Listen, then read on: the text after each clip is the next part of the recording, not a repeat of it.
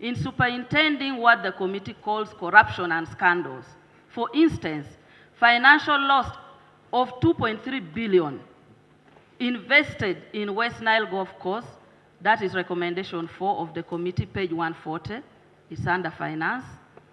Financial US dollar 62, that is the US dollar $62 million invested in Luboa Estate, which the committee recommends that there is need for value for money audit on those housing projects, including pensions towers in its variations, where about 500 billion so far has been used, with several variations yet still incomplete. Temagalo, Yusuf Lule Road, which is contained in committee report, recommendation 13, page 145. 57 billion in suspense account, which is being abused and diverted under committee report, recommendation 16, page 146.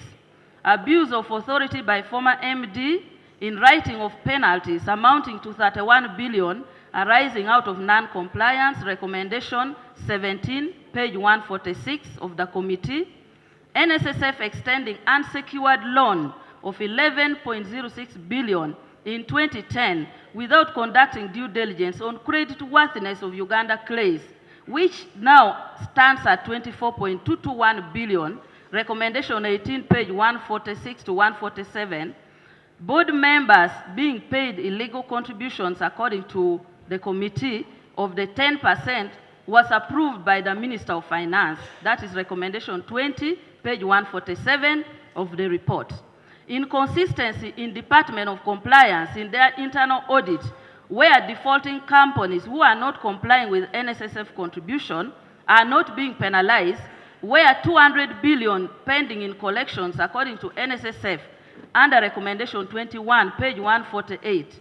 Lack of proper due diligence on Luboa land, recommendation 22, page 148. IGG to investigate and prosecute former MD Richard Biarogaba and others for geomapping project which caused financial loss of 748.861 million, recommendation 149, page 149.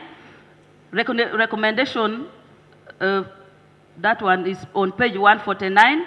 Abuse of office by then NSSF board members for creating Victoria Property Developments Limited and causing financial loss of $2.05 million, recommendation 24, page 146. Recommendation on lifestyle audit for illicit accumulation of wealth by former MD and others under recommendation 25, page 146. Construction of expensive houses by NSSF and need for affordable houses, recommendation 26, page 146. Recommendation on investigation by IGG on failed projects of smart card, which caused financial loss of 2.6 billion, customer self-service of 133.283 million, recommendation 27, page 149, and recommendation of disbanding the entire 12th board, the board appointed by the Minister of Finance under recommendation 8, page 150. So all this I have read was undertaken under Ministry of Finance, not Ministry of Gender. Honorable members, why would the committee make such a recommendation to transfer back the fund under finance despite their findings about? My considered view is that dual mandate allows for workers' voice to be heard. Betty, yes. I don't know whether you looked at that report very well. What the committee recommended is that finance should be able to appoint the MD and then gender appoints the board, if I remember very well. Is that what was recommended? They are not transferring the fund. You will still maintain the dual responsibility supervision, but not transferring the fund into finance.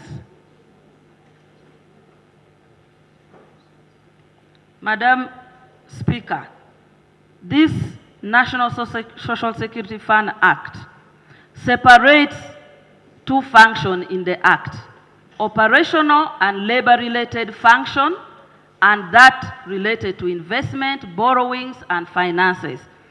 There is no need to leave only one section of appointing a board, and then everything is taken to finance. It is better you take everything, because I know, that is the recommendation. This debate is not for you people to fight who is responsible for what, but the House will determine who will take responsibility when making a law. Tell us about yourself. Honorable Speaker, my considered view is that dual mandate allows for workers' voice to be heard and encourages peer-to-peer scrutiny and will instead curtail corruption. However, the mandate to make laws is with Parliament, and I am sure the Ministry of Gender, Labour and Social Development will not defy Parliament should the law be amended. On my side, I have exercised my oversight. That is why we are here debating. Did I have to allow for the purchases of land at inflated costs and for such investments to continue so that we end up with a property that cannot be purchased like in Luboa? In my view, you take us back and forth, you let us scrutinize, you scrutinize and advise. We don't that decision. Betty, we don't take you back and forth. We do our work as required by the rules of procedure. That one actually is the same law under this act, which empowers me to do just that. But the committee is telling me that I did wrong by asking, go back and what I'm saying, the diligence. oversight committees do not send you back and forth. Much obliged. Circumstances surrounding, this is the second issue I'm addressing, circumstances surrounding the appointment of the funds MD and deputy MD, that is contained pages 18 to 20. The committee's concern that deferral of the appointment of Mr. Richard Biarugaba as managing director was caused by personal concerns are not true. The decision was based on concerns that I made available to the managing director and NSSF board and other stakeholders in writing. By the time of the committee's investigations, these matters had been referred to IGG and the Auditor General for technical investigation that would otherwise expose my perceived personal considerations and absolve the managing director. That was my intention. It is good practice, Madam Speaker, in both corporate governance and principle of due process and natural justice that a person under investigation stays out of the office to pave way for impartial and independent investigation to take place without undue influence. This was the spirit of my refusal to reappoint the MD pending investigation. In this regard, the committee in its own report acknowledges that the issues I raised were valid. For instance, on page 48 of the report, the committee observes that the valuation of developments on police land worth 3.13 billion is high considering that most of the units thereon were dilapidated. It therefore follows that my insistence on valuation by the chief government valuer was not for bad but for the good of NSSF. Additionally, the committee report finds the former managing director culpable in several mismanagements during his tenure and called for further investigations on several areas and his prosecution by DPP. Like in the case of providing an unsecured loan to Uganda claims of 11.05 billion, he failed to recover it, waived interest on the principal sum with a current outstanding amount of 24.221 billion and recovered as we talk. It is in the committee report.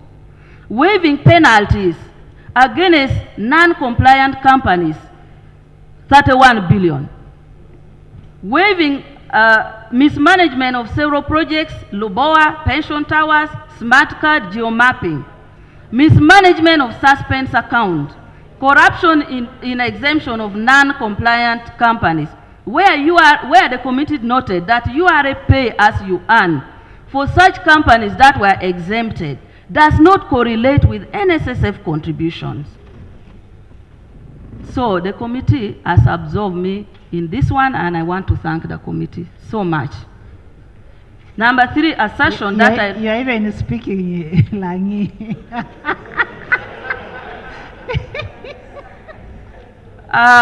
Number 3, assertion that I refuse to provide evidence to the committee on page 31. For the record, Honorable Speaker, I notified the committee through a letter dated 13th February 2023 that all evidence had been forwarded to IGG and Auditor General before the Select Committee was constituted, and I advised that they can obtain those evidence from them. Honorable members, the board referred the matter to IGG in December 2022. This is when I forwarded all evidence to IGG and some to Auditor General. The committee requested for the same evidence, but they requested in February 2023, when I had already submitted to the relevant investigating body in December. Where else would I get the evidence? I notified them that I had already sent the evidence to the IGG and AG, and that other evidence were submitted to the Right Honorable Prime Minister, as acknowledged by the committee on page 22 of their report. And I notified them the Prime Minister had also written referring the matter to Auditor General. I did not make... Betty, you submitted the original evidence. You did not retain any copy? No, because under the Whistleblowers Act, I did not want to display the names of the people who had the petition. I did not make copies of these documents before submitting them to the respective offices due to the fear of leakages that could have exposed petitioners and other whistleblowers. Such persons are protected under the Whistleblowers Protection Act. However, the committee has all the powers to have obtained these documents if they were key evidence in the investigation. Such powers found under Article 93(c)(2) of the Constitution have been invoked numerous times by committees of Parliament carrying out similar investigation. Honorable members, I referred these matters to respective specialized agencies of government because my office could not have investigated the magnitude of the issues I raised. For instance, I raised the issue of inflated projects. Let me give you an example. In the case of Luboa, I went and visited the site. A 4-bedroom house bungalow is being sold at 1.6 billion. A 3-bedroom bungalow is being sold at 1.425 billion. A 4-bedroom villa is being sold at 3.127 billion. A 5-bedroom villa is being sold at 3.277 billion. A penthouse, which is 4-bedroom, is being sold at 2.210 billion. Now, according to your according to your investigation, that's the cost that the company is selling. What is the correct price for that house? Madam Speaker, let me read, because I gave that example when I said, honorable members, I referred this matter to the respective specialized agencies of government because my office could not have investigated the magnitude of the issues I raised. And I want to confirm to you from the Auditor General's letter. It's with you.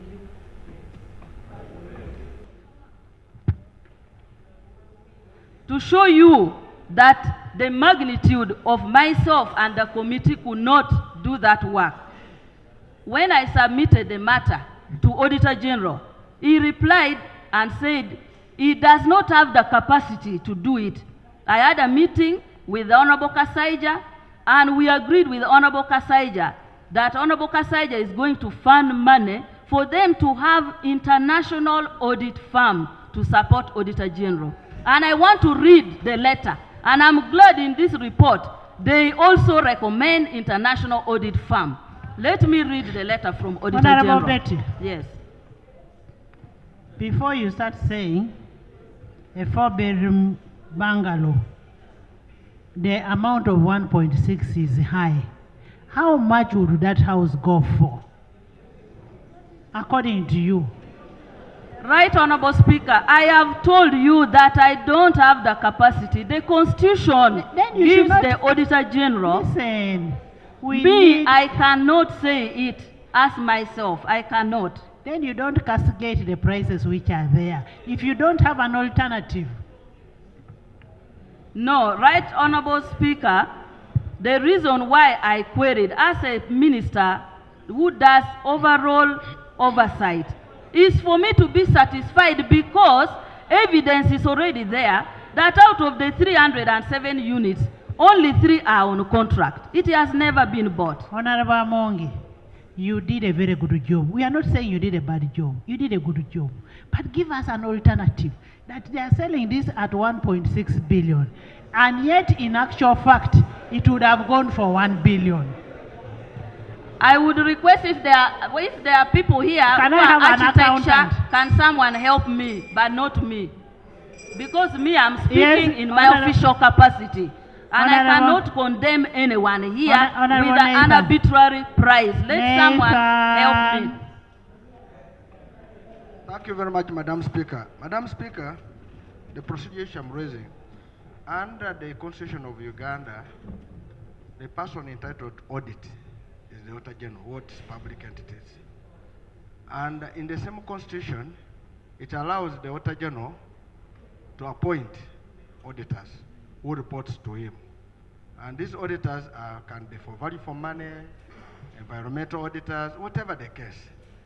And forensic audit. And I am hearing that the auditor, the Auditor General of Uganda, saying that he has no capacity to audit, yet he has the mandate to appoint auditors to do audit for him under his hand. And secondly, the international auditors we are talking about are who? Are who? Because the auditing, debit, credit is the same all over, world over. And when you do SCCA or CPA, whatever CPA, you are using the same books to do it. And I'm surprised. I think my brother, my younger brother, Musa is here. I think he's listening to what I'm saying. I'm surprised that the Auditor General of Uganda went and told them, if it is true, because we need to say that later, that he has no capacity to audit NSSF, and yet he sends us reports on annual basis here about national social security.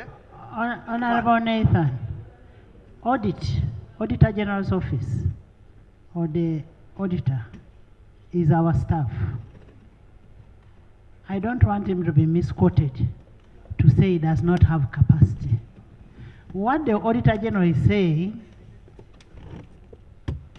this is his letter. He says, in regard to that investigation, he needs 1.5 billion to carry out that investigation. He did not say he does not have capacity. He says for him to get consultants, he has the power to get other auditors to help him. But he says for him to get consultants, he needs 1.5 billion. He did not say he does not have capacity. Speaker, that's where I am. Mr. Fogenda is saying, the Auditor General, he's saying they need international. Can I read this letter verbatim? I think so, that's better. The letter is written on 23rd February 2023, written to the Honorable Minister of Finance and Economic Development. Investigation into allegation of mismanagement, abuse of office, and corruption at the National Social Security Fund, NSSF. Reference is made to the request to me by the Honorable Minister of Gender, Labor and Social Development to undertake a special audit investigation into allegation of mismanagement, abuse of office, and corruption of NSSF. In her letter to me, dated 5th January 2023, and referenced ADM 210/229/01. Further reference is made to the subsequent consultative meeting that was held in your office regarding the funding for a special audit exercise that was also attended by the Permanent Secretary, Minister of Gender, Labor and Social Development. This is to inform you that my office accordingly commenced with the request investigation. In addition, my office has finalized plans to appoint external consultants stroke engineers to supplement my in-house staff in examining the engineering aspects of the special audit, which includes the pension towers, Temangalo, and Luboa construction. In this regard, 1,553,645,250 is required to cater for the consultant engineers fees, and also to cater for the necessary field requirements to be undertaken as part of the special investigation. This is therefore to request you to avail the said funding to enable me proceed with the appointment process. I thank you for your usual cooperation. Thank you very much, Madam Speaker. That's why I raised on that procedure. Now, I think, having got the letter, I think it is important that the Minister of Gender withdraws her statement of saying that they wanted international firm to do it. That they don't have capacity. That they don't have capacity. And you see, the Auditor General is free to appoint private auditors. And when you appoint them, you must pay them. So when he has said he's going to employ engineer, external ones, it is allowed. But to come and say he's incompetent, I detest it in totality. And that's why I wanted the Minister of Gender to now withdraw that before we can proceed. Honorable Minister, our Auditor General has capacity and they have the powers to appoint any other auditors that they want to work with.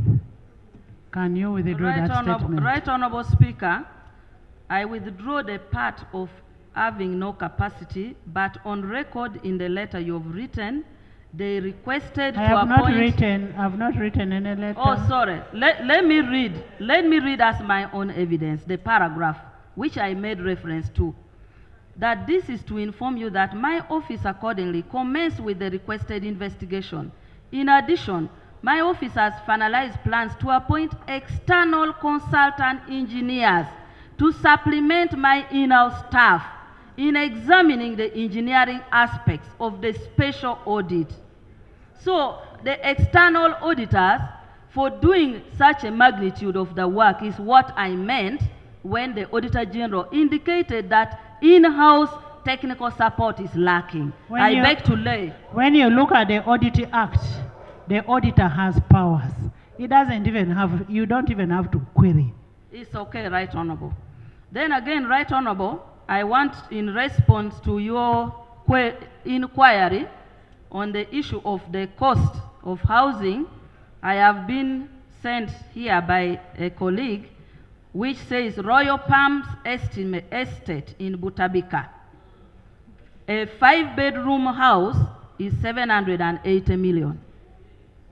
So you can look at Butabika and Luboa. One is 780, and then here we are having 1 or 3 billion. Honorable Betty, we are in a free market economy, which is determined by forces of demand and supply.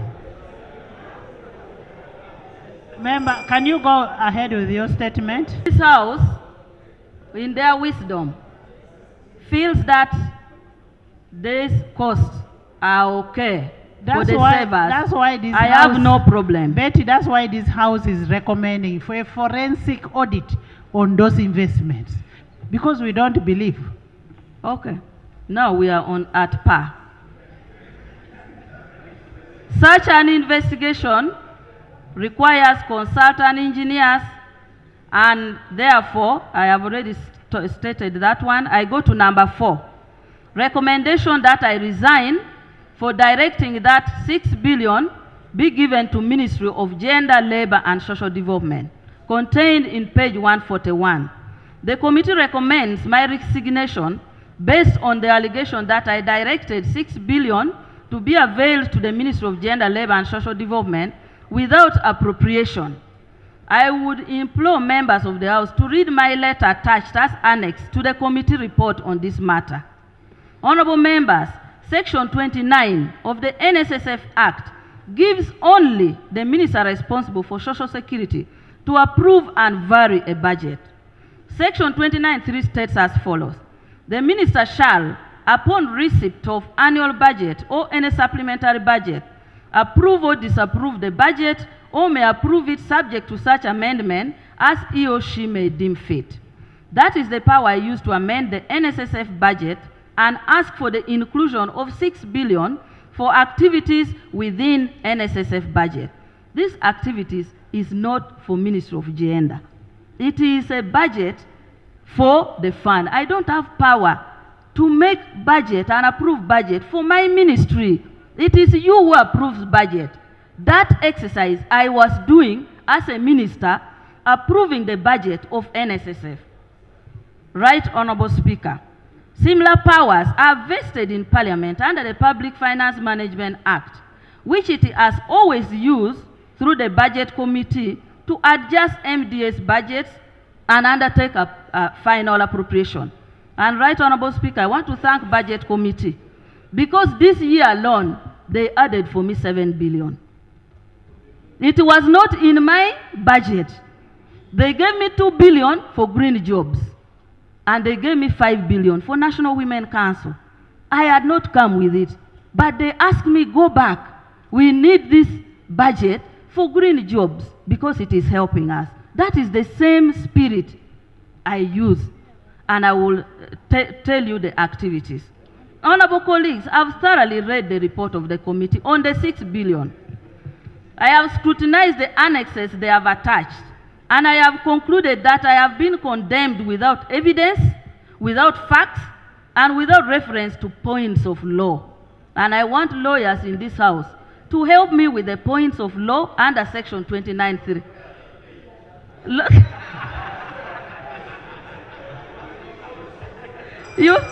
I thought you would offer pro bono.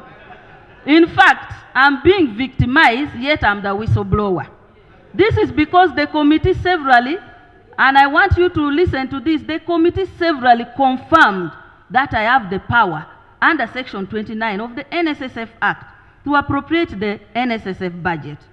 And that the said 6 billion was appropriated by me in the NSSF budget of financial year 2022-2023.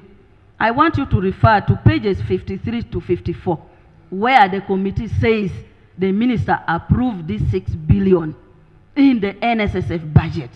But they go ahead again to say, I directed it to be in my ministry.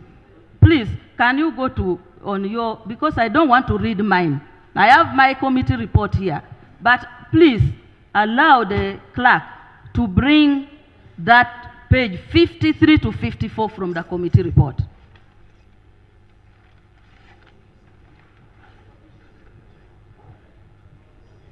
So you've decided to be the one to direct the clerk?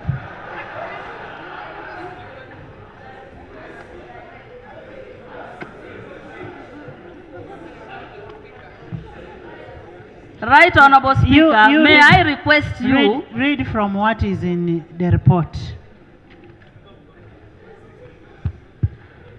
I now read 6.3.4. Information that has been adduced to the committee indicates that political undue influence was manifested during the budget process. Section 29(1) of the NSSF Act obligates the board in each financial year to make and submit to the minister for approval the estimates of its income and its capital, recurrent and other expenditure likely to be incurred by the board for the next ensuing year. Further, Section 29(2) empowers the minister to approve supplementary estimates to provide for unforeseen or urgently required expenditures on matters not provided in the estimates or necessary additional expenditure on matters provided for in the estimate. In accordance with Section 29(3) of the NSSF Act, the minister is required upon receipt of the annual budget, approve or disapprove the budget with such amendment as she may deem necessary. From the import of Section 29, the committee observed that the role of the board is to budget, while the budget is approved by the minister. So the committee is saying that this law gives me power to approve the budget. And if I'm to continue on now, for instance, the former MD intimated to the committee that he was put under undue pressure by Honorable Betty Amongi, the Minister of Gender, to include 6 billion in the budget for financial year 22-23 during the budget process. He's still saying the MD told them that that budget was for NSSF, not for Ministry of Gender. Because for him, he's not my permanent secretary. This is the committee report. When they go ahead to say, and here they said that the minister to include the budget in the budget for financial year 22-23.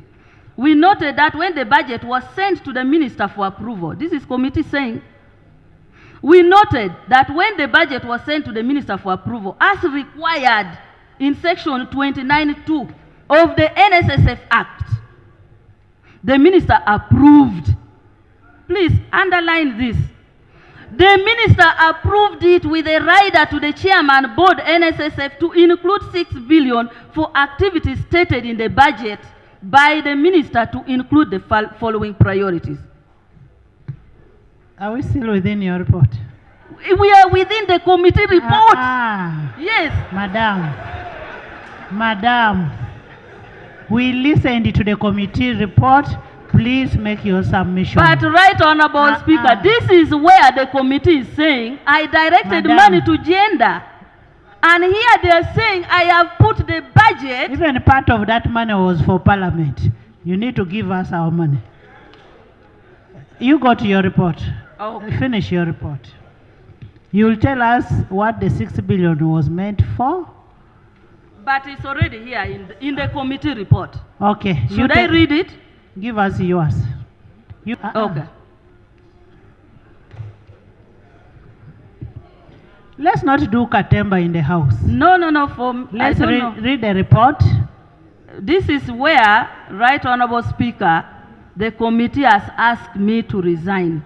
The committee has recommended a criminal offense against me. The committee does not take a decision for the house. Thank you very much. Can you read the report? Honorable colleagues, I have thoroughly read the report of the committee on the 6 billion. I have scrutinized the annexes they have attached. And I have concluded that I have been condemned without facts, without evidence, without points of law. I read that one already. This is because the committee severally confirmed that I have the power. Let me go to the next page. On page 55, the committee then abandoned its own statement, confirming that the money was appropriated under NSSF budget, and starts looking for non-existence evidence and alleged that I directed that the money be transferred to Ministry of Gender.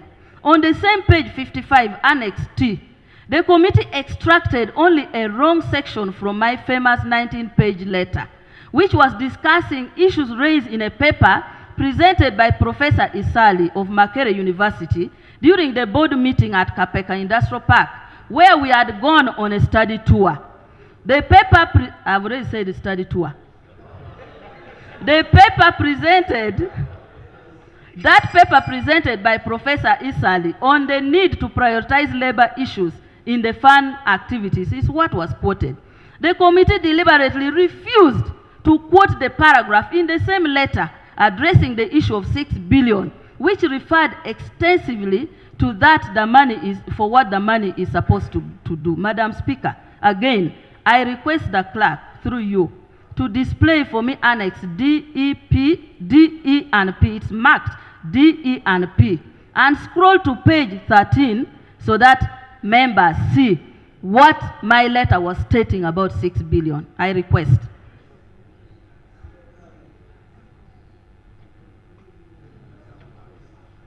Do you have that letter with you? The annexes? Pardon? Clerk? I have my own letter, which I can read from. So you want to display from yours? I am requesting, because they can think I have forged, I want the one of committee, but I will read from mine. You did not give us your report early enough for us to prepare to do this place. You brought your report when you were coming inside, so you can read from yours. Right, Honorable Speaker, that particular quotation, that paragraph reads as follows. Defying Minister on approved budget. Section 29 of NSSF Tax states that the Minister shall approve the budget of the fund upon presentation by the board. The law gives power to the Minister to make amendments as he or she deems fit. For financial year 22-23, the Chairman of Board of Directors, on behalf of the board, presented to me budget estimates as follows. Operating costs, 220.886 billion. Capital expenditure, 14.415 billion. Real estate, 943.533 billion, totaling the budget of 1,178.883. Upon scrutiny, I found areas where HE, the President, and Cabinet are directed for cuts, which included 5.900 billion for travel abroad for staff, 10 billion for staff team building, 1.3 billion for breakfast and lunch, staff drinking water, 2.5 billion. For aerobics and fitness, 423 billion. Mortgages, 2.59 billion. Petty cash, 800 billion. Million. This is the budget that I asked them to cut and get 6 billion for expansion and implementing the new law.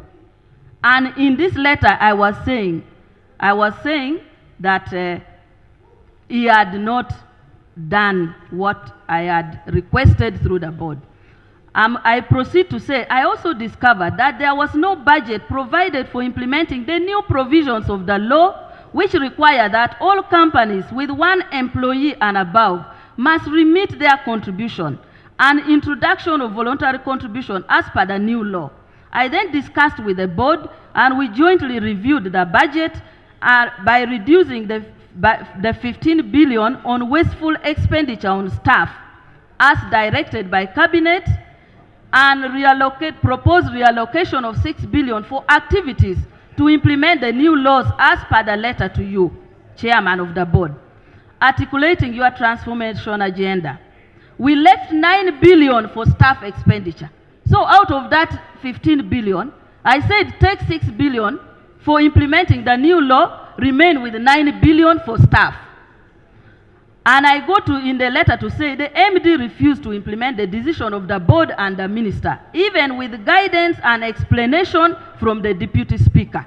Instead, he, 1, provided money to fly over 80 staff to Dubai in November 2022 for team building. 85 staff were flown to Dubai under this 15 billion. For team building, this one are aerobics, which you go and do down here. Refusal to adjust the budget to implement the new law. Starting a smear campaign that the minister required the money for our ministry to eat.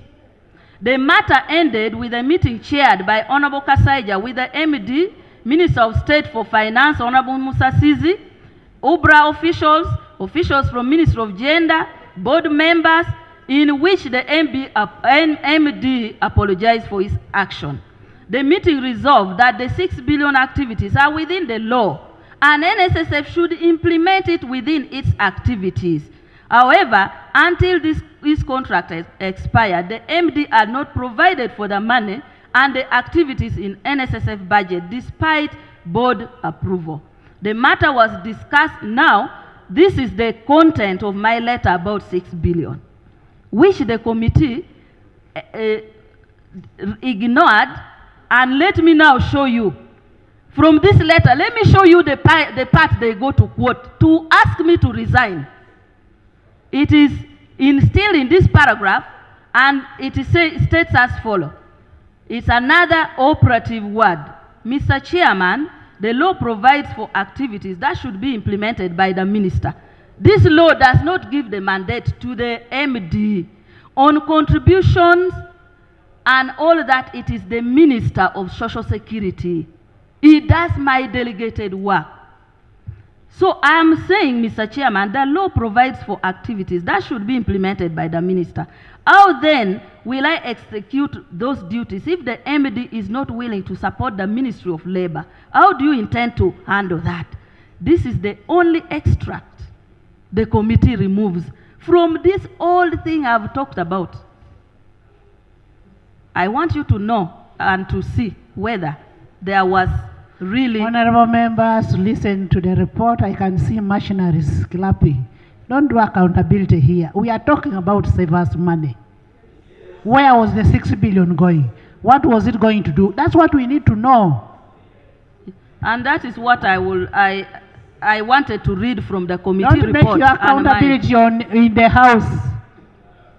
Right, Honorable Speaker, I have made this very clear, and I will still continue giving evidence of what that money is to do. In recommending criminal offense against me, the committee states that the Chairman Board of Directors, in his letter, see page 55, stated that I requested for money for Ministry of Gender. They still say that the Chairman wrote a letter saying I requested the money for Ministry of Gender. We are on which page? We are on which page? Page 8. Can you read Scrutiny of the said letter attached as annex to you. I would again, through you, request that the committee, the clerk, displays that annex to you. States that the board, in that annex to you, the board states as follows. The chairman of the board states as follows: that the board received a request from the minister contained in the budget of NSSF. That the board did not approve the budget but referred it to NSSF management with instructions that normal internal procedures be followed and a comprehensive activities and work plan be done in specific areas. And Right Honorable Speaker, this is what is answering your question, because you are asking what was the 6 billion going to do. Whose question? Me? You have asked me? now me, that Anita? What was the 6 billion going to do? That is what the House wants to know. Okay. So, honorable members of the House, I now want you to see and hear what the 6 billion was supposed to do. And I request that Annex U be displayed. And the letter from the board chairman to the chairman of the committee indicated as follows. The chairman wrote to the committee saying that they received a budget with 6 billion for activities for NSSF. The chairman proceeds to say the board did not approve that budget but referred it to NSSF management with instructions that normal internal procedures be followed and a comprehensive activities and work plan be done in the specific areas of expanding coverage and enhancing compliance. In the letter, the chairman board states that the board had not received from management yet the plan activities, and no approvals have been granted and no expenditure has been incurred on the 6 billion. I request again that you display so that members see it by themselves the letter from the board chairman. Realizing that there is no evidence at this point to criminalize me, the committee obtains from the Ministry of Finance minutes, and on page 55 there is an attachment, appendix V, of purported minutes which I have never seen and never participated in its approval, and it only quotes Honorable Kasaija out of over 20 of us, and we were there about 4 ministers, but they quote only the communication from Kasaija. For information of this House, minutes are legal official record of meetings. In order for such minutes to serve their purpose, they must contain accurate, extensive information about each meeting. And for a minute to be legal and binding, the minute secretary is approved, the minutes is approved by both parties, the minute secretary. If we are two ministries, we all agree that so and so is taking minutes. That was not the case, and I have never seen that minutes. After the meeting, for a minute to be authentic, the minute secretary sends the draft minutes to the chairperson and members for review and approval. Once approved by chairperson and members during a meeting, then they all sign to authenticate the record. According to the Commonwealth legal doctrine, minutes drafted by the meeting secretary are not officially deemed meeting minutes until members approve them. Members should review the draft minutes and make corrections and approve the minutes for it to be quoted as official document. For that case, Appendix V does not meet the criteria since it was never adopted and nobody called a meeting to approve that minute. I have never seen it myself. The attached minutes, which I have read from the committee, does not represent even 20% of what transpired in that meeting. Based on the above non-existence evidence, the committee concludes that I committed a criminal offense and abused my authority. Members, for such a crime to hold, the requirement under the law is that you prove beyond reasonable doubt, which is a legal doctrine where the burden of proof required the committee to affirm that a conviction in the case is tenable in a court of law. In a criminal case, the person alleging bears the burden of proving that the defendant is guilty beyond all reasonable doubt. This means that the committee ought to provide indisputable evidence against me. In other words, the committee must be virtually certain of my guilt in order to render me a guilty verdict. The committee makes reference to Honorable Engineer Abraham Biandala corruption case of 2017, where he was charged with abuse of office and causing financial loss. 2017 or 2015? 2015 in the report. The allegation in the case of Engineer Biandala was that he and other Uganda Limited. Count 3, disobedience of lawful orders. He was accused of refusing or failing to comply with the directive of the IGG of 17th July 2014 for halting all transactions on road works relating to Mukono Katosi Kisoga Nyenga Road without reasonable cause. Count 4, he was charged with abuse of office, alleged to have communicated the award of the contract to Etao Construction Company Inc. without complying with the procuring law. Count 5, he was charged with abuse of office. He's alleged to have irregularly signed a contract company Inc. in abuse. I find no correlation with the above case because the above case provided evidence, while in my case, I approved the budget with a rider that the board scrutinized it within the legal framework.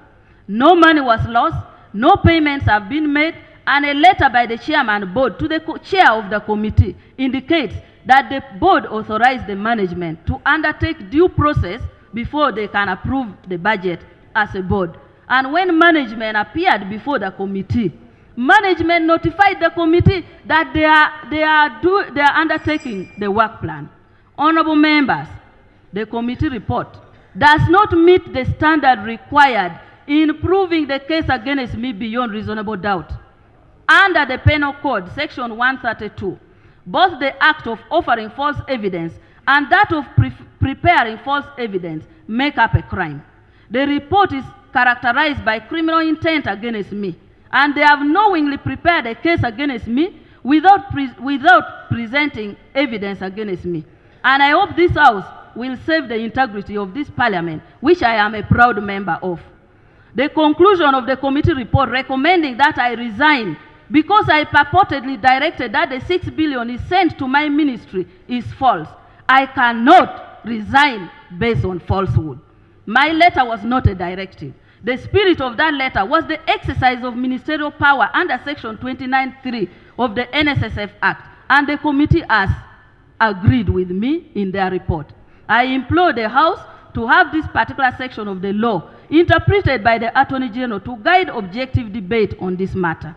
Furthermore, I implore the House to consider whether there are any evidence on the record of committee findings to the effect that the alleged 6 billion was accessed or used by myself for personal benefits contrary to any law. None, and none at all. I believe that if this recommendation is carried, it will set a bad precedent and make it impossible for government entities and actors to perform their legal mandate under the law. It is on record that my action, which to the best of my knowledge and belief was within the law, was premised on the need of my knowledge and belief, and a report from NSSF which gave me detailed figures indicating that compliance rate by employers in the formal sector stands at only 40%. And honorable members, this is where I stand to make sure that we save those workers whose money are being deducted and not contributed. Contributed, not put. This implies that 60% of employers have not been remitting contributions to employees to NSSF. The growth being seen in investment from saving from 40% contributions. What if only 20% more contributions are realized? What kind of growth would we see? At the moment, the 18 trillion you are seeing is based on 40% of contribution. And the committee extensively has indicated that compliance department should be investigated because companies that are not complying with NSSF are paying payee as you earn. And the NSSF and compliance department is not doing its work. It's in the committee report. And this is what I stated here, and this is what the 6 billion is meant to do. By December 31st, 2021, the data from NSSF shows that 420 cases were reported by whistleblowers who were reporting non-compliant employers. By January 17th, 2022, 2013 cases at magistrate courts where 200 billion, in courts alone, 200 billion have not been remitted to the fund because of non-compliance. Over 20 cases by employees are in court against NSSF seeking recovery of their money, which are not remitted by the employers. This is compliance matter. Of employers in the fund have 5 or more employees that fall under the old law. Therefore, the new law is supposed to target 52% of employers, far higher than that one under the old law. The informal sector accounts for 75% of the total workforce. For that reason, the new law was enacted to target and incorporate informal workers and employers to remit their contribution and conduct registration. And this is the law that this parliament enacted. The president assented in February 2022. I'm supposed to implement. Am I supposed to ask Honorable Jimmy Akena to give me money to implement this law?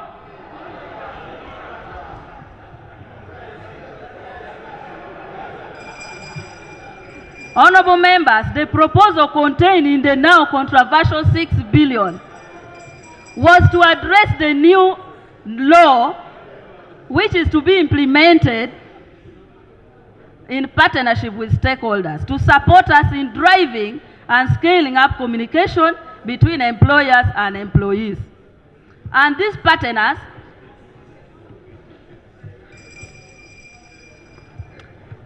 who are the partners we want to partner with? URA.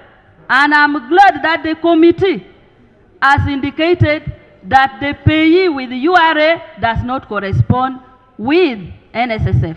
I had already indicated it, that ensure that the URA and NSSF work together. Uganda Investment Authority has industrial parks. These industrial parks, members who represent areas where there are industrial parks, you will agree with me that most of them do not have contract, which includes NSSF. They don't contribute for those employers. And report, one of the activities is meant to go to each industrial parks to plantations, coffee plantations, tea plantations, sugarcane plantation, and register those workers on site. So that the matter of suspense account of 57 billion, where employers send workers money without their names, without their list, cannot arise. Because I instructed under that money, you come up with an online system that will track the employer from the place where he works to NSSF to his account or account.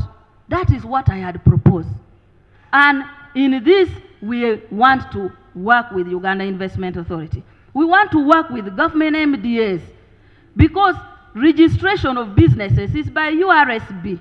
We need to know which are the registered businesses. And we have already entered, through my suggestion, they went ahead and they have signed a cooperation with the police. Because police is in charge of security agencies. When they come to renew, we have agreed with the police, before we renew you bring for us a certificate from NSSF. So please, I request you members to support us in this. We want to move and went to Federation of Uganda Employers, Labor Union, Private Sector Foundation, Uganda Chambers of Commerce, and Uganda Manufacturers Association. This was aimed at coordinating, sensitizing, and creating awareness and consensus building on implementation, compliance, and enforcement of the NSSF Act as amended. Honorable Mohanga.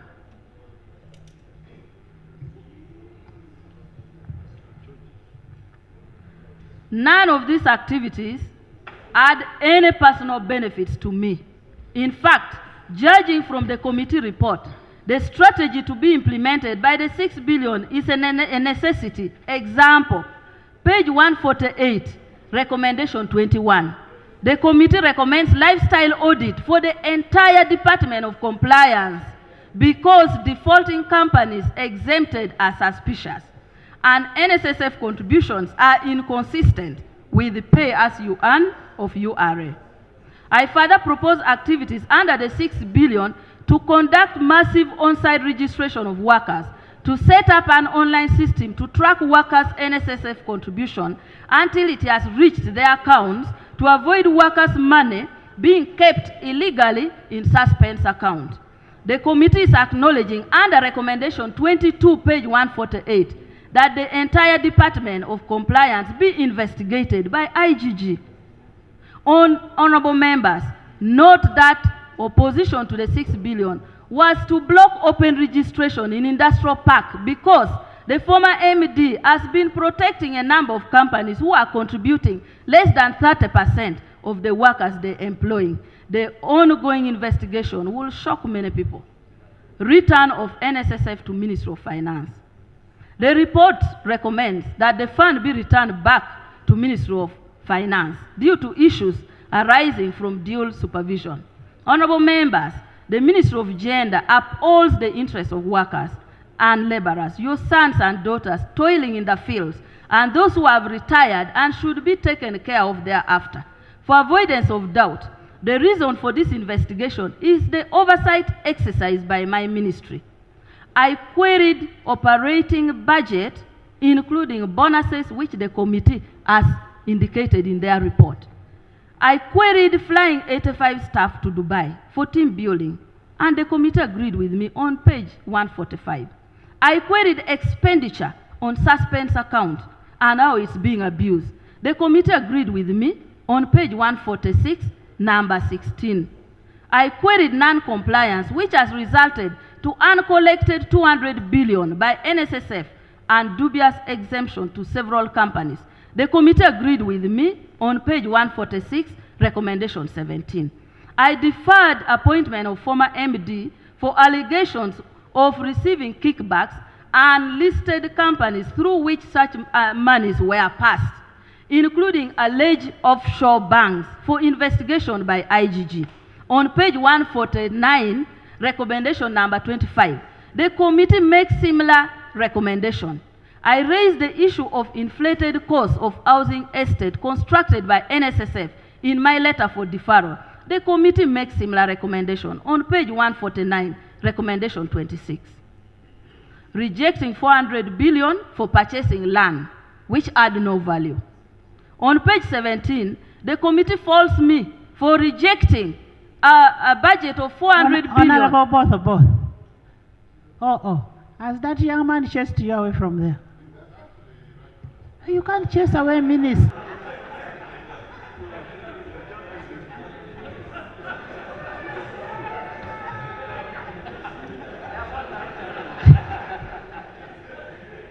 That I'm happy the minister agrees with the committee in many recommendations, many observations. They are at par, as you said before, that we are at par. So let's go ahead. Right Honorable Speaker, the only point of contention is on the 6 billion. That is the only one. 400 billion for purchasing land which had no valuation. On page 17, the committee faults me for rejecting a budget of 400 billion for purchasing land which had no valuation report, no title, several claimants at Nachigalala. Right Honorable Speaker and members, a few months ago, and this one I have... The clarification on that, if it is not clear, will be made by the chair. So it shouldn't be an issue. Right Honorable Speaker and Honorable members, a few months ago, this House passed a motion of censure against a minister for, among others, presiding over land dealings without proper valuation. In a previous parliament, a motion was passed against a minister over dealing in Temagalo land without proper valuation.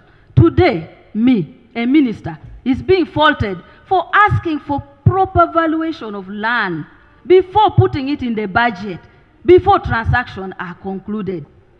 It is therefore my above view that this August House maintains consistency while dealing with matters of similar nature. Inconsistency of this nature could easily cause doubts of parliamentary processes and thereby undermine public confidence in us as leaders. I therefore urge you, Madam Speaker and members, to consider this finding in the context of past presidencies. And I want to tell you, I have had evidence on this matter. If the committee and I get permission, I can come and play the audio where I was directed to go and meet Madvani over this 400 billion. Then the former MD came and refused. Who directed you? No, Right Honorable, I want don't have sweeping words. At least I remember you saying that I request your earrings were recording. Yes, that your Right earrings Honorable, I want to request you that you get leader of opposition, government whip and yourself, and I disclose to you. Because, yes, but if you guide me, I will disclose. But I would prefer, for the sake of harmony, that... Honorable members, let's not be diversionary. Let's receive the report. At least I never directed you. Yes, you did not. Now, who did it? Yes. Yes, the Honorable Nathan. Madam Speaker, thank you so much. Madam Speaker, the minister is raising a very important point. And of course, there are two ways on this. She's saying she wants to meet you to present the report. But no, to disclose. Disclose. Yes. Of course, it might be classified. But if it is classified, she should have stated it in writing, and you would have granted maybe the chair of PAC to look at it. But in this case, since she has talked on the floor of Parliament, and this is the public money, wouldn't it be procedure right that she discloses who was dealing in the 400 billion issue? By the way, how does Madivan come into this? Right Honorable, that is the owner of the land, the Nachigalala land. the 400 billion land That you are supposed to pay for. that I was supposed, which I rejected in the budget, and I was being pressured to include in the budget. To include in the budget? Okay. You continue with the report. Thank you. Right Honorable Speaker,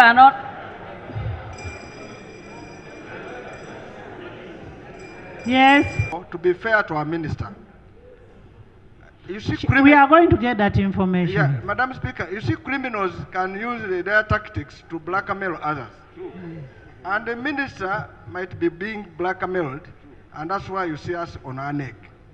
For her to be safe, maybe to us to leave her neck, let her declare those who were involved so that we sort this matter once for all.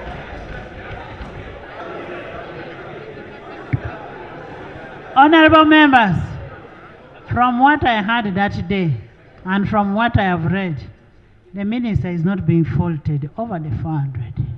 She's not faulted. And actually, Betty, you did a very good job on the 400. And don't approve it before valuation is done. Don't do it.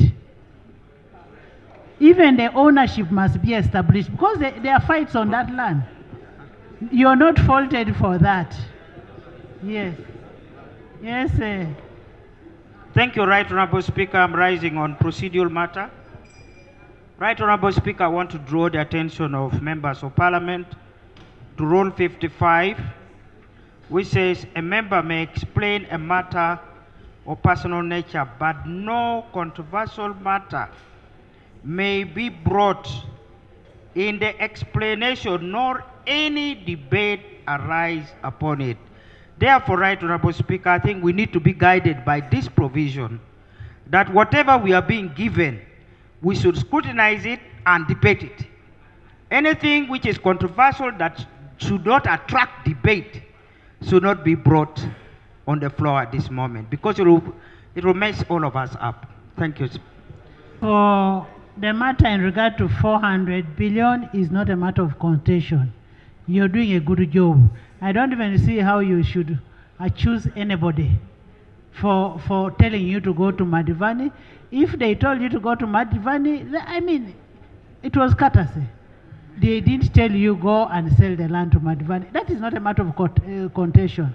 And I am saying you did a good job, and you're still doing a good job by not approving it. Thank you, Right Honorable. Referral of technical matters for further investigation.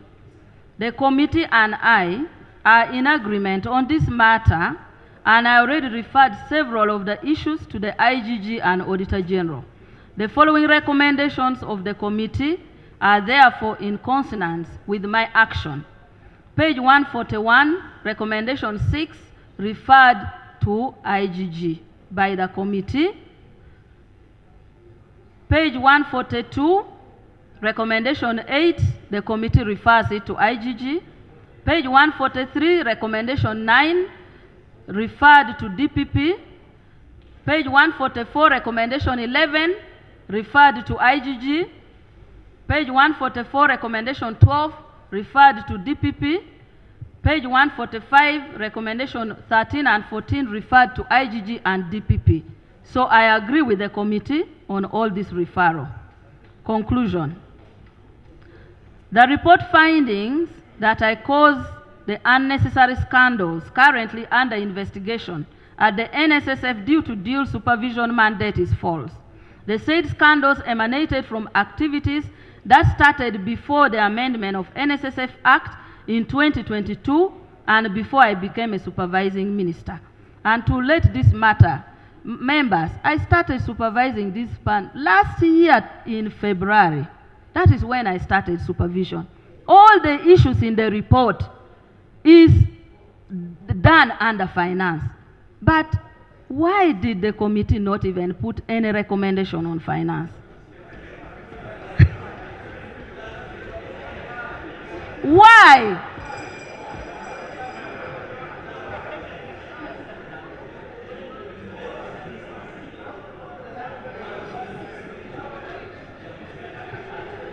Honorable Minister. It couldn't therefore have been my responsibility, nor the responsibility of the Ministry of Gender, Labour and Social Development, to prevent those anomalies.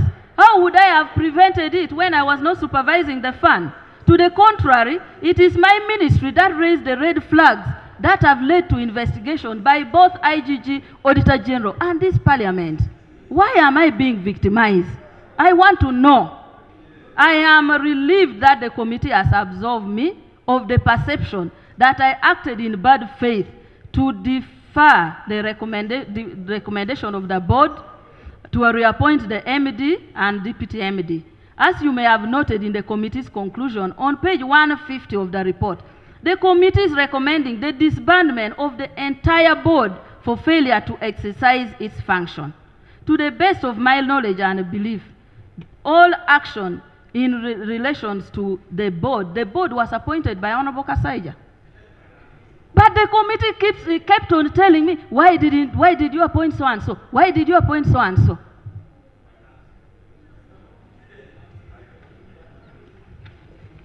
No evidence has been adduced to conclude that dual supervision has not worked. To the contrary, it is because of dual supervision that my ministry, as co-supervising ministry, identified and raised the several issues that have led to this investigation and others underway. When faced with the decision to do the right thing, even when I remain alone, I always shoulder on. My understanding of leadership is that it involves difficult decisions that sometimes will hurt others. I know part of the reason why I'm in this Honorable problem. members, listen to the minister speaking.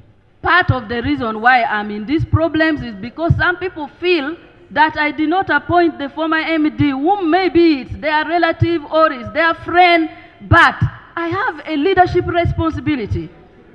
If I wanted to choose... Which people? I'm saying some people might.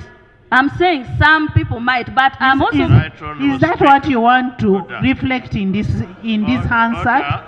I withdraw that part. I withdraw, and I'm concluding. Yes. Can I conclude? Honorable Nathan Taylor. Thank you very much, Madam Speaker. Madam Speaker, blame. For the first time a minister is asking money from NSSF was under our sister Betty Amongi. Minister of Finance, which was supervising, has never asked. And for them, maybe they're stealing in another format. And for her, she came out directly because she could not get the bind format. Madam Speaker. You're conflicted. Sit down. Which order are you giving to a procedure? Madam Speaker. A procedure and you give an order? Madam Speaker, we all in this house know that ministries supervise MDS. Ministries supervise what? MDS. And we appropriate money in the ministries for purposes of supervising those what? MDS. We have never directed any minister to go to the MDA to get money. My entire life I've been in Parliament, we have never directed a minister to go to the MDA to ask for money. And if our sister asked, that's the reason maybe for the first time it is coming out. Why didn't you go and ask the Minister of Finance, if I want to go back? How were they doing it? How were they doing so that they could do it? And you went, yeah, maybe it would have been. Honorable Nathan, can we allow... So, Madam Speaker, I want to conclude. The procedure matter is that if the minister is supposed to defend herself, is it procedure right to bring in other people so that she can say, me, I stole 10,000, while those ones stole 100,000? Is it procedure right? That's why I told the minister to withdraw that statement of other people wanting their relatives to get jobs. Honorable. Honorable Segona. And you know, for me, like I said, I'm a prisoner of justice and conscience. One, we must not be seen to suffocate the minister. Where the minister says, I know, fairness would require that we permit her to tell us what she knows, particularly those that felt their relative should have been appointed. We need to share that knowledge and to be on the same footing.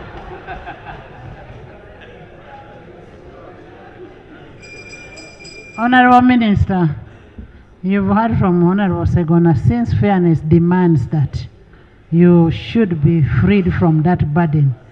Who are those relatives who want their people to be employed? Right Honorable, I have already withdrawn. That statement is not on record. Okay. And Can Right you conclude? Right Honorable, again I want to state that I did not ask for money to come to Ministry of Gender. The committee has agreed with me that I exercise my appropriation under 29(3), and that is the same thing Kasaija was doing. If you allow me, I can come and bring the appropriation. He's Yes. called Honorable Kasaija. Honorable not- Kasaija, before I came, actually, I even presented before the committee the letter that Honorable Kasaija had written the previous financial year, indicating these particular activities I have put, and in requesting them to put it in the budget. Of which ministry? Finance or Of NSSF. And my letter, can I now read my letter for No. appropriation? I think for record. Because I'm being faulted. You read it. Yes. This is the letter, the 6 billion. Dr. Peter Kimboa, Chairman, Board of Directors, National Social Security Fund. Approval of National Social Security Fund budget for the financial year 2022-2023. Allow me to extend my compliments to you and the management team for the tremendous work you are doing to make the fund remain on a steady, positive growth trajectory. In lieu, I make reference to your letter dated 10th June 2022 and the meeting held at the Ministry of Gender, Labor and Social Development Office on Monday 13th June 2022 with management to clarify some of the budget estimates I had earlier inquired about. They had brought a budget, I had inquired and asked them to go back, and that is what I'm referring. From our engagement and the projections you had earlier provided in the financial year 2022-23 budget document, I observed the progress made by the fund towards achieving the 2025 strategic plan. The fund projects to grow the asset size by 9.2% to Uganda shilling 17 trillion by 30th June 2022, and to grow capital investments from Uganda shillings 15.56 trillion and to grow capital investments by Uganda shillings 1.466 trillion. This is despite the introduction of the midterm access, which has depressed returns and increased cash outflow from the fund. Customer satisfaction is projected to close at 86% against the target of 85% by June 2022. I applaud you for this progress. Following the enactment of the NSSF Amendment Act, board and management should take full advantage of the opportunities presented by the amendments to grow the fund. Special attention should be in areas of strengthening compliance with labor laws, sensitization and engagement of employers and workers to scale up the expansion of Social Security, and engagements of parliamentarians and other strategic stakeholders. And this one, I found it there. I have about 18 MPs who have traveled under NSSF. Yes. That's why, Right Honorable, I included Parliament, I found it there, including Honorable Musa Sisi when he was minister, I was chairperson for finance. He traveled.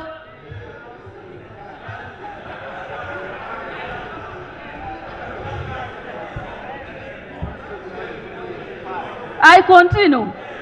The speaker is still engaged.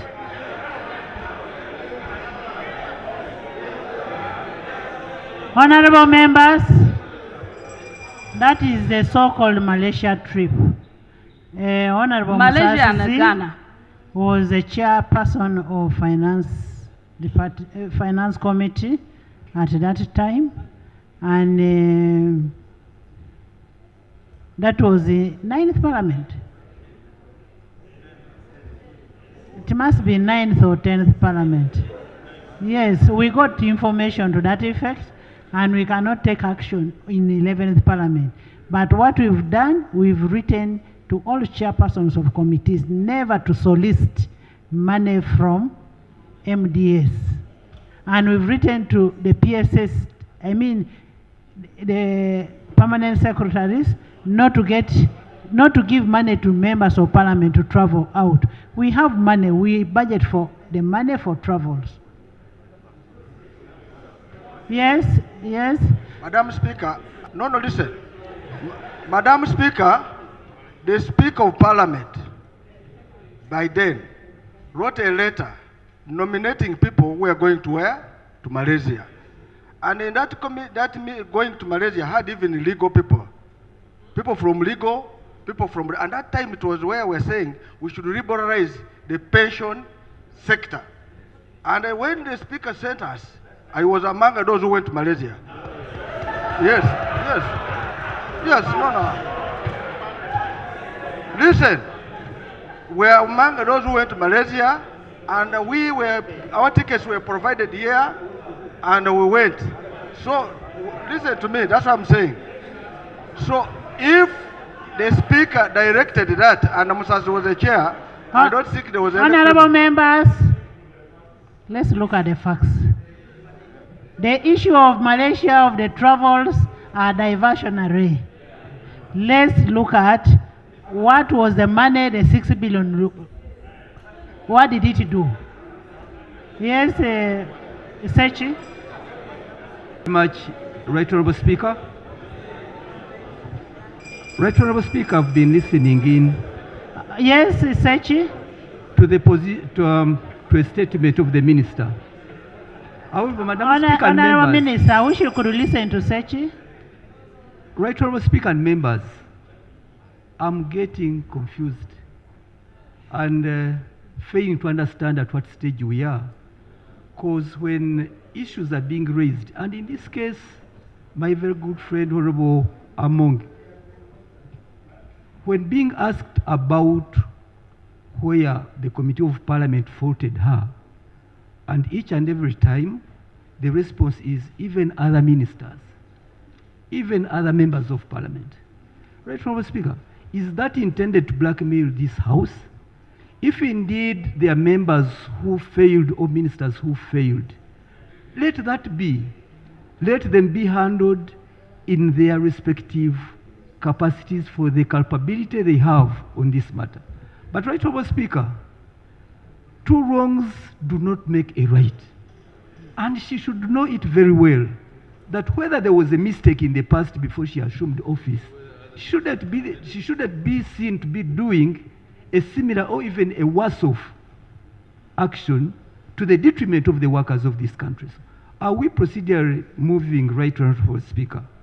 When the Honorable Minister continues to divert the attention of this Honorable House by presenting members in bad light, colleagues in Cabinet and the general public, when we are discussing the issue of the 6 billion, that was requisitioned ineffectively. Are we proceeding right, Honorable Speaker? Of course, we are not proceeding well, because what we need is what happened. Now we are not looking at what happened, because my assumption is by the time the members traveled, it was approved by the Speaker. And the Parliament provided for them. Can we conclude on your report? Right Honorable, On the issues of our members, if we have an issue with our members, that is administrative. We shall handle. Right Honorable Speaker, I read the part where expansion. Betty, can you finish? I'm still reading the letter. Special attention should be in areas. This is the letter I'm reading, the letter for approving budget We've for already NSSG. gotten what, Yes. what the 6 billion was meant to do. So I have reviewed the details of the budget proposals for financial year 22-23 and therefore guide as follows. Under real estate component, the implementation of strategic land purchase totaling 400 billion should be deferred at the moment pending a due diligence report. The funds will be provided as a supplementary during the implementation of the budget for the financial year 22-23. So this is where I deferred the 400 billion for the Nachigalala land. To this end, the approved budget under this category would amount to 543 billion 532 million 982 127 shillings. Approval of budget of Yusuf Lule Road, and this one the committee also has agreed with me on Yusuf Lule Road, under real estate listed as number 15 and 16 has also been deferred pending resolution of the issues raised in the petition to the board chairman.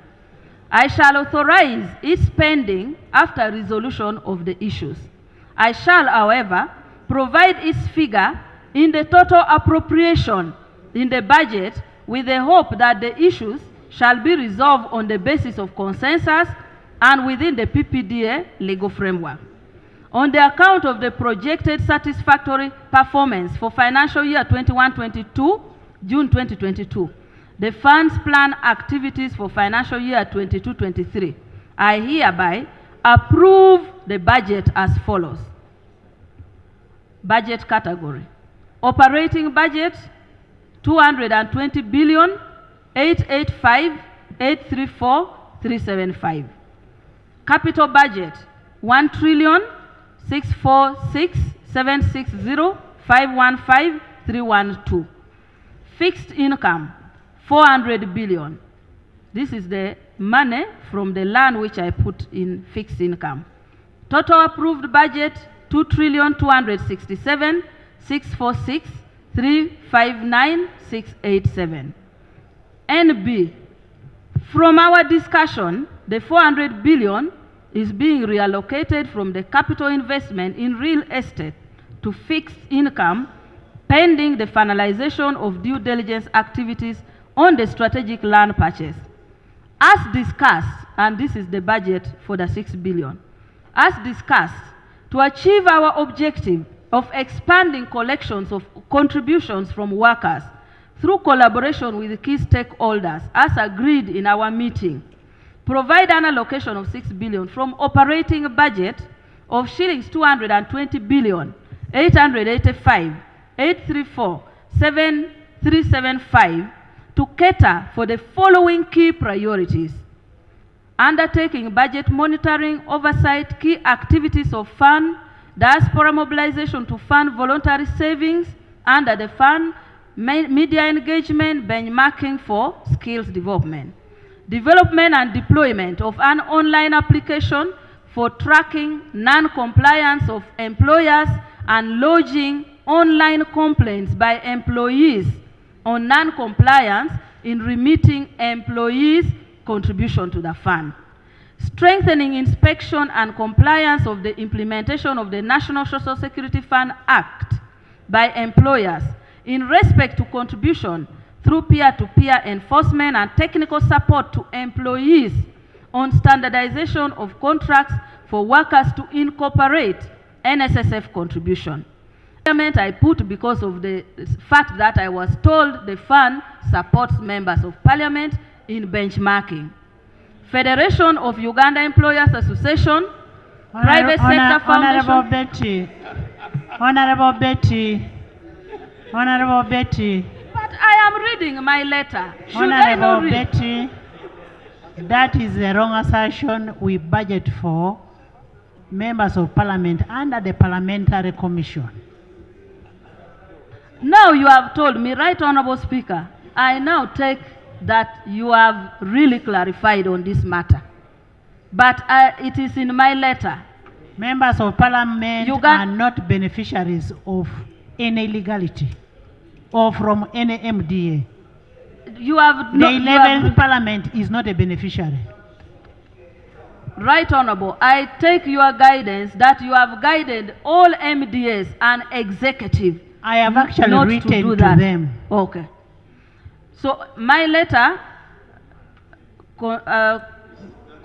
proceed to say, I note your explanation under expenditure on voluntary staff retirement, aim at reorganization to align NSSF with a new business model. Some of the workers have petitioned me complaining that management intends to conduct restructuring that will force them to retire. Please provide me with a clear explanation on the criteria approved by the board to implement the restructuring program for the judiciary. I take note that we have a specialized court for labor matters, the industrial court.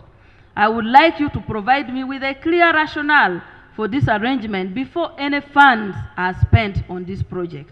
Accept, Chairman, the assurance of my highest consideration of your leadership to steer the fund.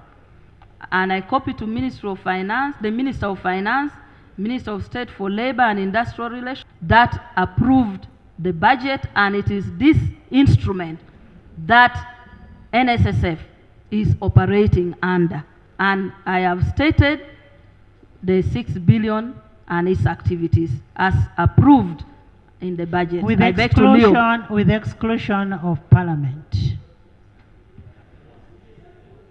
This one now, if I will, I want it to be on record that what is being mentioned there excludes parliament, excludes members of parliament, because it is not correct. It is not true. Right Honorable, this is a letter. I cannot withdraw or amend, but I can take your guidance and I will write to NSSF not to fund any member of parliament. Since you have, thank you. I beg to lay. And the last conclusion is that my ministry shall take appropriate action and submit to Parliament within reasonable time details of action taken in pursuit of Rule 2020 of the Rules of Procedure of Parliament upon the House conclusion of the matter. And Right Honourable Speaker, I just want to indicate that the board and the management has requested that if you allow that I read their detailed statement in response to that, if you allow, but if you don't allow my statement, I beg to submit. Did they appear before the committee? They did, but they are contesting some of the issues. They will petition. So you can guide, because they have given me their statement. No. You can guide.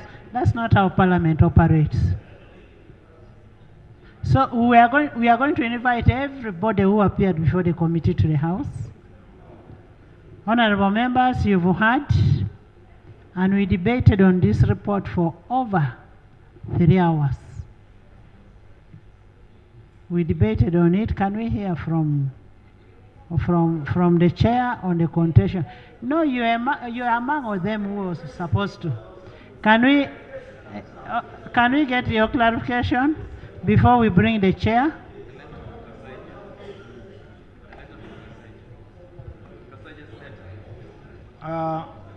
Right, Honorable members, when I had wanted to raise a point of procedure when Honorable Minister was speaking.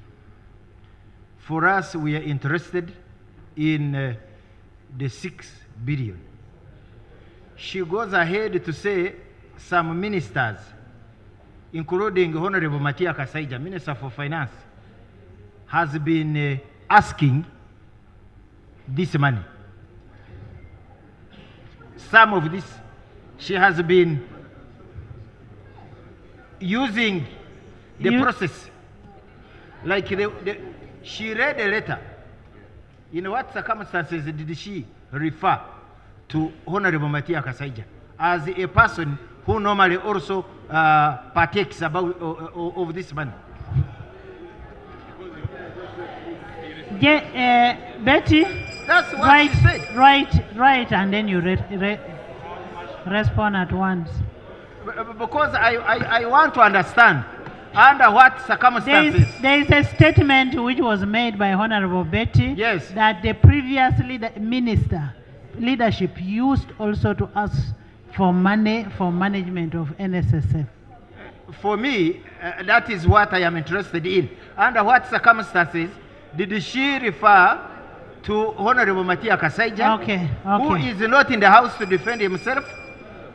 Secondly, by the way, we received a statement from Honorable Kasaija. The people she's referring to are the people who have been, are they the people who have been indicted by the committee, or it is her? Okay, next.